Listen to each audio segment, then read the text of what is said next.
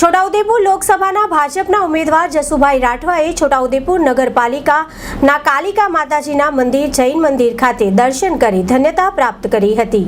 છોટાઉદેપુર લોકસભા ભારતીય જનતા પાર્ટીના ઉમેદવાર જસુભાઈ રાઠવાએ છોટાઉદેપુર નગરના કાલિકા માતાજીના મંદિરે અને જૈન મંદિર ખાતે દર્શન કર્યા હતા। સાથે તેઓએ નગરના વડીલો સાથે પણ શુભેચ્છા મુલાકાત લીધી હતી અને નગરના વોરા સમાજ દ્વારા જસુભાઈ રાઠવાનું ભવ્ય સ્વાગત કરવામાં આવ્યું હતું।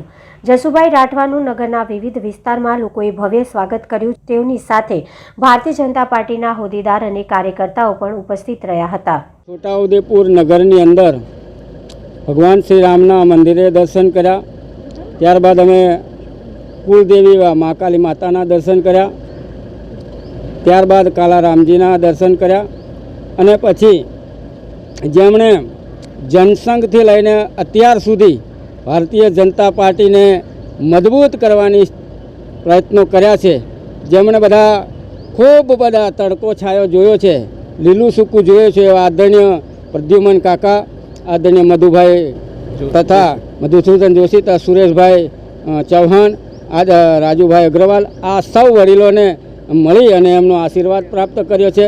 અને નગરના તમામ નાગરિકો મને ખૂબ ઉમળકાભેર આશીર્વાદ આપ્યા છે। વંદે માતરમ, ભારત માતા કી।